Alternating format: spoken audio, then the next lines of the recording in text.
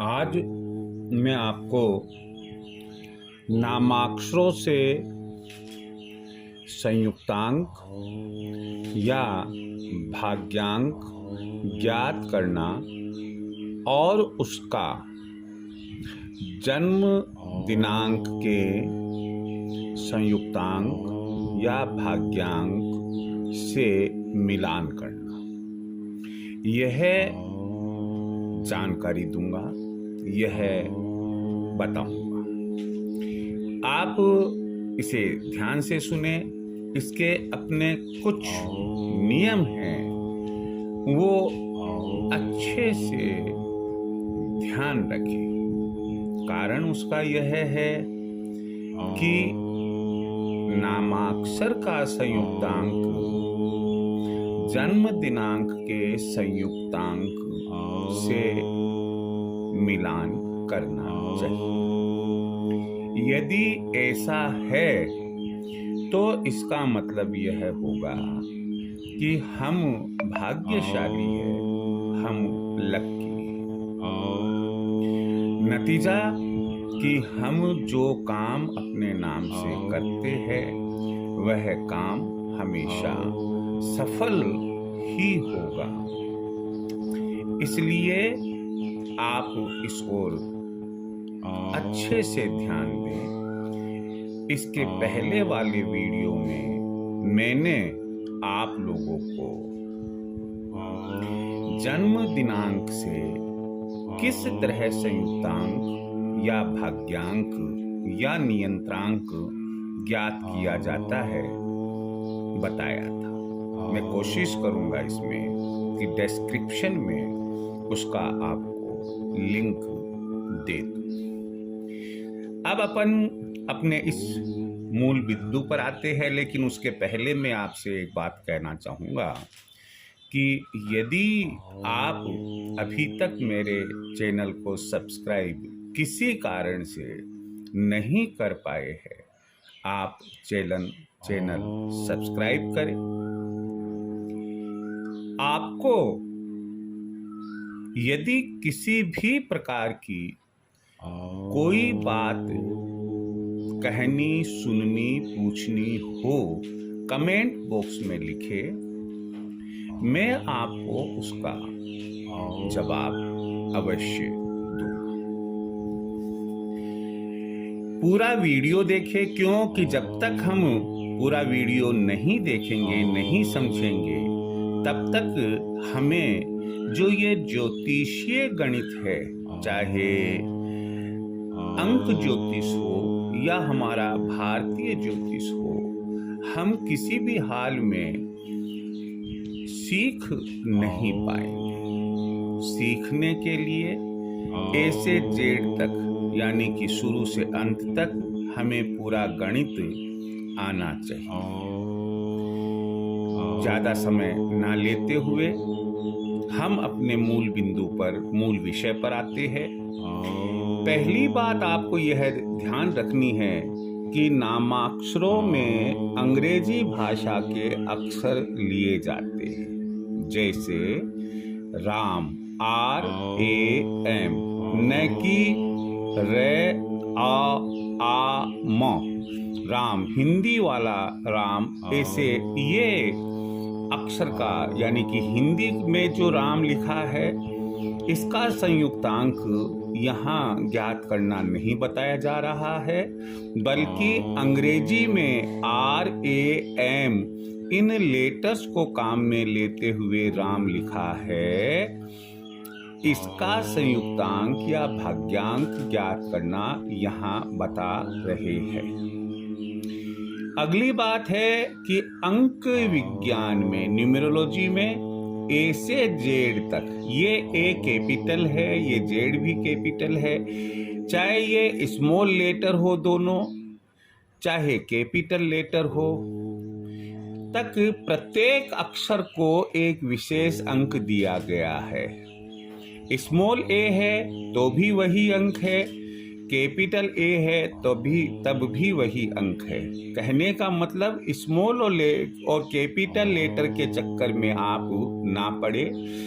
तो इसमें अंक ज्योतिष में ए से जेड तक प्रत्येक अक्षर को एक विशेष अंक दिया गया है। यहाँ मैंने नीचे लिख दिया है कि छोटे यानी कि स्मॉल और बड़े कैपिटल दोनों प्रकारों में कोई भेद नहीं किया गया है।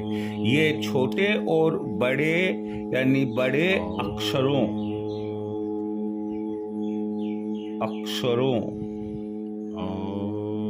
दोनों प्रकारों में कोई भेद नहीं किया गया है, यह ध्यान रखें।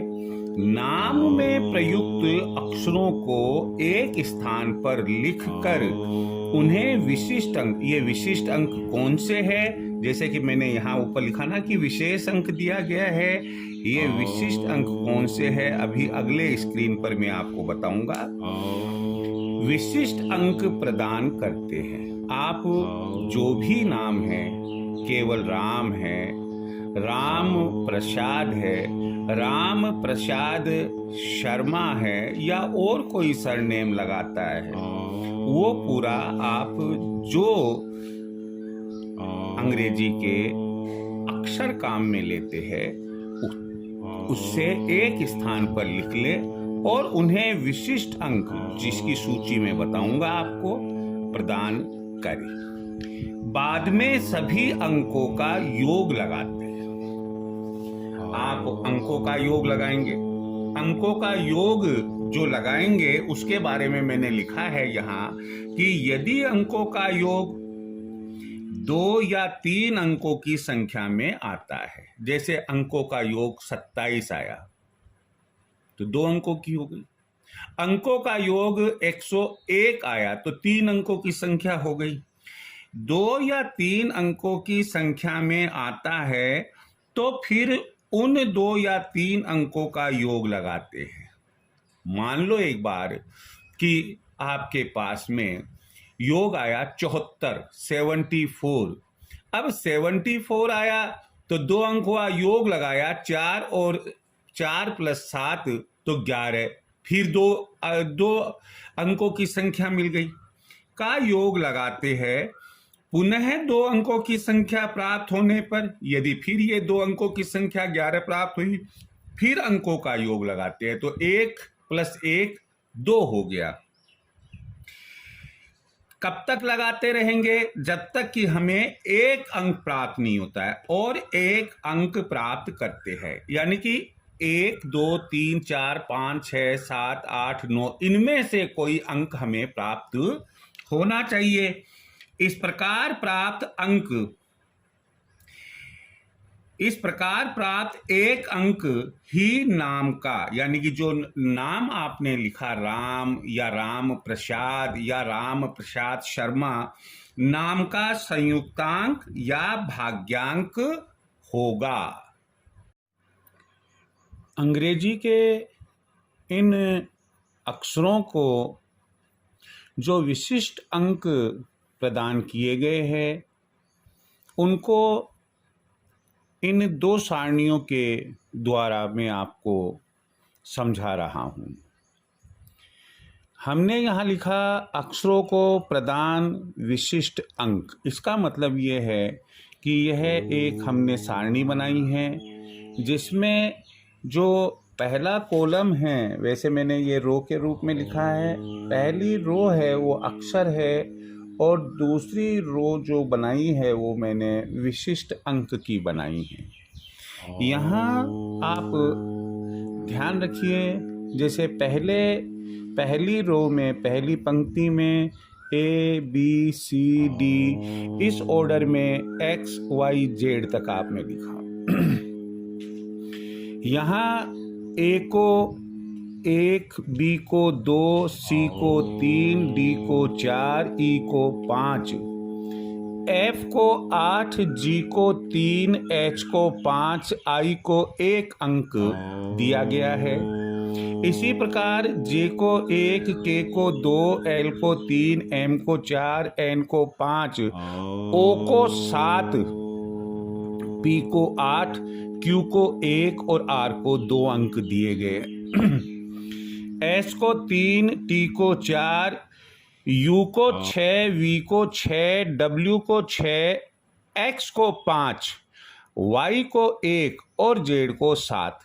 मैं आपको यहाँ स्पष्ट कर दूं कि इन्हें आपको पहले तो याद करना है, फिर उसके बाद में रफ वर्क में आपको इन्हें बार बार लिखकर चेक करना है कि आपको ये सब याद हुए या कि नहीं हुए। इन्हें समझने का एक और दूसरा तरीका भी है जो मैंने नीचे सारणी में दिया गया है। अथवा हम क्या कर सकते हैं कि पहले विशिष्ट अंक लिखे पहले कॉलम में और दूसरे कॉलम में उससे संबंधित अक्षर लिखे।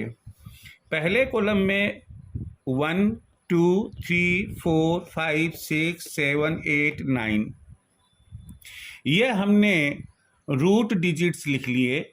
इसके बाद में एक जिन अक्षरों को रिप्रेजेंट कर रहा है उनमें है ए, देखिए ए, आई देखिए, जे देखिए, क्यू कहाँ है, ये क्यू है, क्यू को, और वाई को एक। ऐसे हमने, आप इसे बैठकर करते या आपके दिमाग में यह बात आती या नहीं, मैं आपको यह सेकंड वैकल्पिक ऑल्टरनेटिव टेबल बता रहा हूं। इसी प्रकार से जो रूट अंक 2 है उसके लिए BKR, जो 3 अंक विशिष्ट दिया गया है वो CGLS, 4 अंक दिया गया है DMT, 5 अंक दिया गया है EHNX, 6 अंक दिया गया है UVW, 7 अंक O तथा Z को दिया गया है, 8 अंक F और P को दिया गया है। यहाँ एक बात ध्यान रखने योग्य है कि इस पूरी टेबल में और यहाँ पर हमने यह ऑब्जर्व किया कि 9 अंक अंग्रेजी के किसी भी अल्फाबेट को, किसी भी लेटर को नहीं दिया गया है। यह एक सार्वभौमिक अंक, यूनिवर्सल नंबर माना गया है, इसे किसी को भी नहीं दिया गया है। तो इस तरह से आप चाहे इससे याद करें, चाहे आप इसे बेस बनाकर, टेबल को बेस बनाकर याद करें, लेकिन जब तक आप इन्हें अच्छे से समझेंगे नहीं, याद नहीं रखेंगे, आप किसी भी हाल में नामाक्षरों से संयुक्तांक या भाग्यांक की गणना नहीं कर सकते। हमने एक उदाहरण लिया है, राम प्रसाद शर्मा। एक जगह लिखा हमने RAM राम, PRASAD प्रसाद, SHARMA शर्मा। अब इन्हें हमें विशेष अंक देने हैं R हमने देखा तो R हमारा आ रहा है यहाँ, और ये जो पहले आपको सेकंड टेबल बनाई उससे ले रहे हैं, 2 आ गया।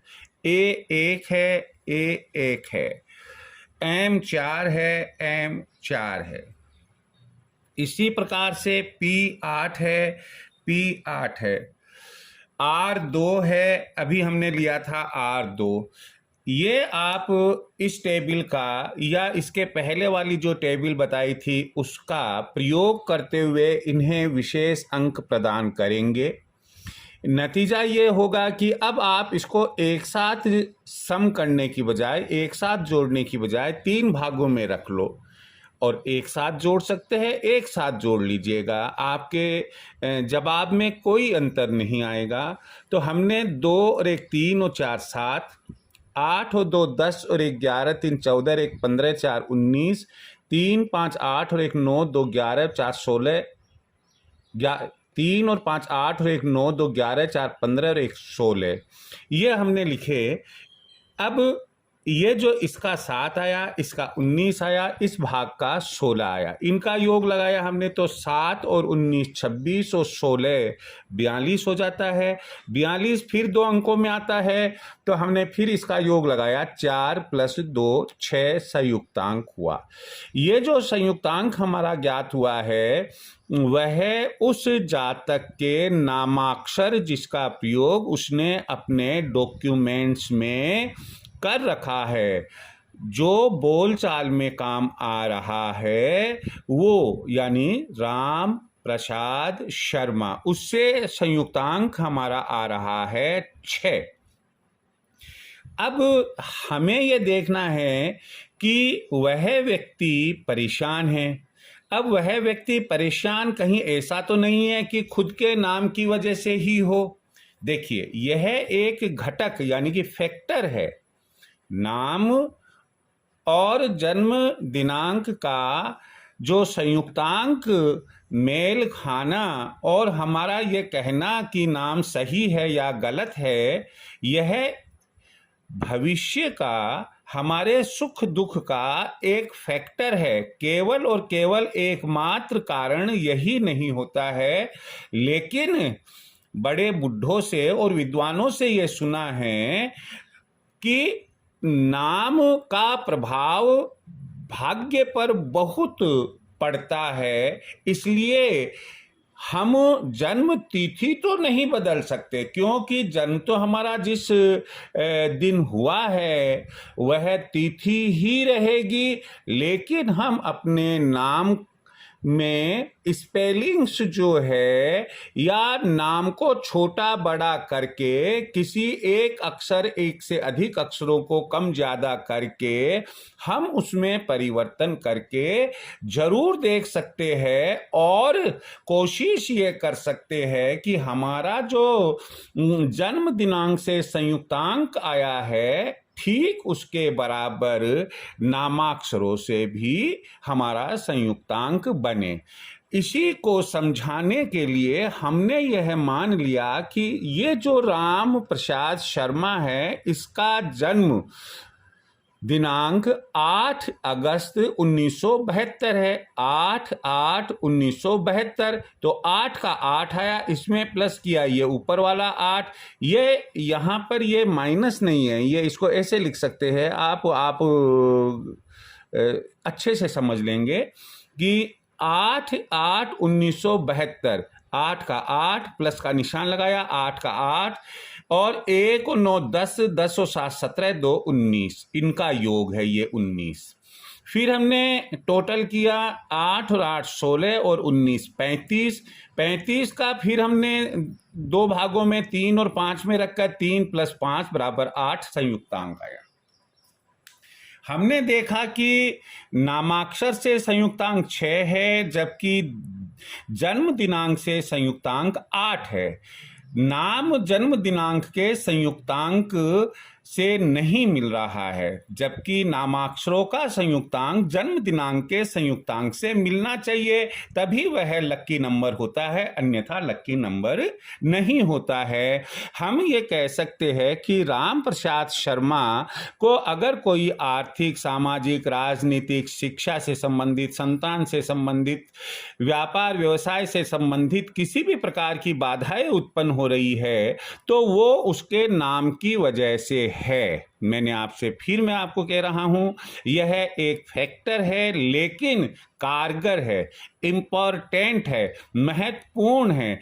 कई विद्वान लोगों ने किसी व्यक्ति का छोटा सा नाम ए लगा देना, ए हटा देना, आई की जगह है ई काम में ले लेना और उनके जीवन में एक महत्वपूर्ण परिवर्तन सकारात्मक आया है।